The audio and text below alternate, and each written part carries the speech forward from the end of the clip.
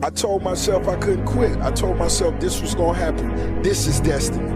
Whatever is really burning in your heart, you gotta really believe in yourself. Even when nobody else won't, you gotta believe in yourself and say, I'm not stopping. And I told myself I'd die before I stopped. When you feel like giving up, don't. When you thinking about giving up, don't. When it look like you ain't gonna make it, keep going. When they tell you you can't, come on, man, who are they? You got to be relentless. I gotta thank the man up top, G.O.D., because I'm nothing without him. Last but not least, I wanna thank me. I wanna thank me for believing in me. I wanna thank me for doing all this hard work. I wanna thank me for having no days off. I wanna thank me for never quitting. Snoop Dogg, you a bad. Do you be yourself and make sure that you love being yourself. There's gonna be roadblocks, there's gonna be tribulations, but always remember this is a life experience. Accept the experience, appreciate the experience, find your journey, respect your journey, and love it. You're going to realize it one day. That happiness was never about your job or your degree or being in a relationship. It was never about being like the others. But happiness was always about the discovery, the hope, the listening to your heart, and following it wherever it chose to go. Happiness was always about being the kind of yourself. It was always about embracing the personal way. One day you will understand that happiness was always about learning how to live with yourself. That your happiness was never in the hands of others. It was always about you.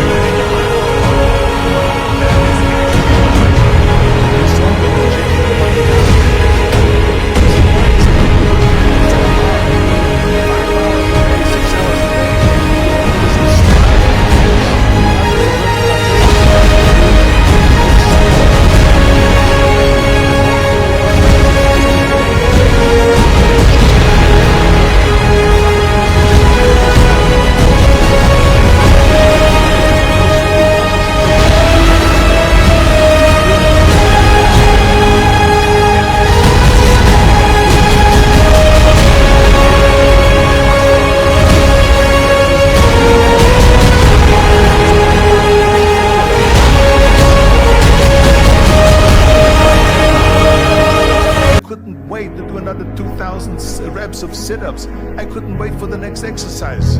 But where do you go to? You wake up on a morning, it's cold, it's wet, it's dark, you've got no cartilage in your knee, you've got shitty shorts, whatever it is that's the issue today. I know every motherfucker ain't gonna do what I'm gonna do. I know there's a whole bunch of people, but that right there, that fires me up. That makes me fucking happy, what you just said. That brings joy to my life right there. Why? Because I know there's so many people that have the ability and just refuse to get off that couch. Refuse to study a few more hours. Refuse to go deeper, to go further. And that's where I gain the advantage. It's so easy to be great nowadays, my friend, because most people are weak. I get happier about the harder it is because I know that no one else will follow. It's a selection effect. And I think if you can shift from this is hard to no one else will be able to do this, then it flips from being this thing that you're like, oh, poor me, to oh, poor everyone else who's gonna have to fucking try. Be the guy who embraces the ugly, the miserable. Be the guy who embraces hard work, the grind. Don't be afraid of being hurt. Don't be afraid to sacrifice someone. There was probably 100 days where I didn't want to do anything. I wanted to stay in the porch, stay in my bed, and not get out. But those were the days where you have to get up and do something. Because I think that's really what separates the good from the great. The greats do things when they don't always want to do that. Rich people don't sleep 8 hours a day. That's a third of your life. I had 130 days in bed, just sitting, looking at a screen.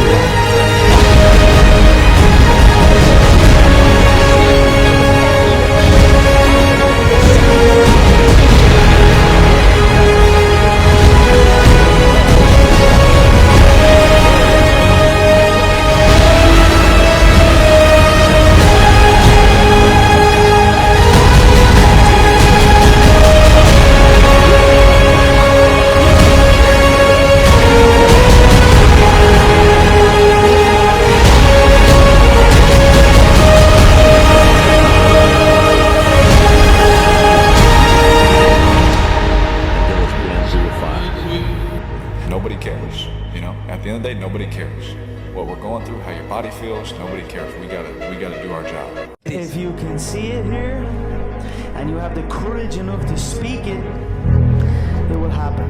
You cannot change your life unless you change something. If you always do what you always did, you'll always get what you always got. Your biggest enemy is you. My whole book is about you battling yourself. People don't understand it's you against you. The only person that gets in your way is you.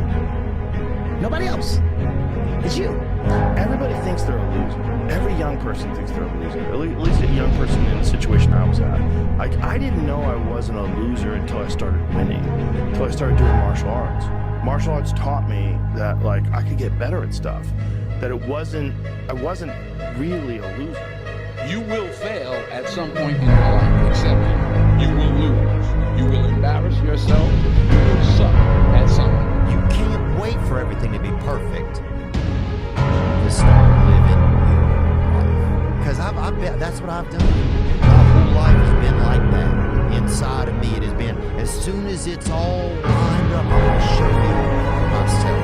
As soon as I've got it all looking the way I want, I'm going to show up for you. I'm never going to get to that where everything's okay, where everything looks a certain way. And in the meantime, I'm burning the best time I do have available. I'm burning that candle up. I'm burning this candle down. And I'm saying as soon as it gets ready to show up, the candle's getting smaller.